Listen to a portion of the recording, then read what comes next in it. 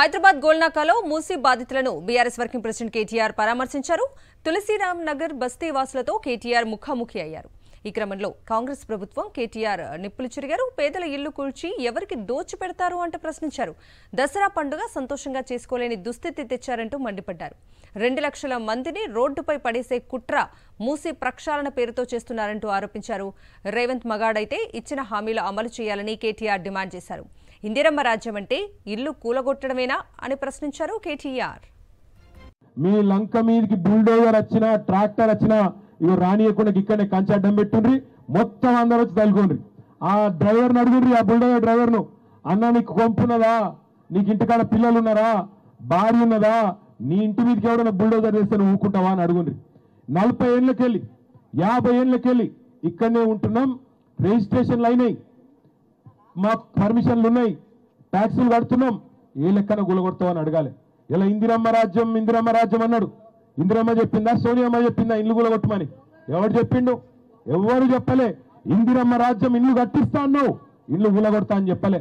అయినా నాకు తెలియక అడుగుతా ఇయ్యాల. ఇక్కడున్న ఒక మల్లయ్య ఇల్లు గులగొట్టి అక్కడ మాల్ కడితే ఏమొస్తుంది నీకు?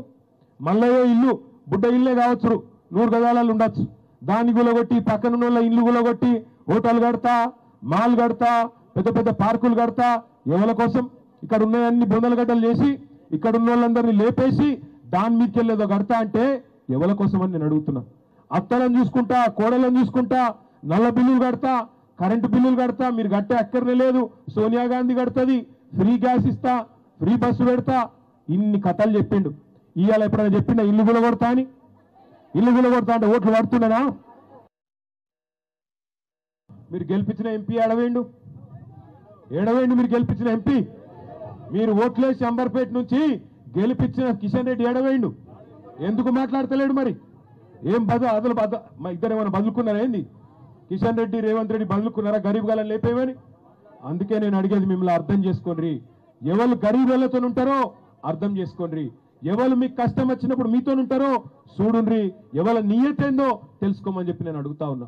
దేవుని పేర్లు చెప్పి ఓట్లు వేయించుకుంటూ కాదు, పేద ప్రజలే దేవుళ్ళు అనుకుంటే వాళ్ళకి కష్టం వచ్చినప్పుడు వాళ్ళ కోసం నిలబడేటోడు నాయకుడు తప్ప, ఇలా దేవుని పేర్లు చెప్పుకొని ఓట్లు వేయించుకొని డబ్బల ఓట్లు వేయించుకొని పదవులలో కూర్చొని ప్రజలకు కష్టం వచ్చినప్పుడు తప్పించుకుపోయేటోడు నాయకుడు ఎట్లయితారని అడుగుతున్న కిషన్ రెడ్డిని నేను.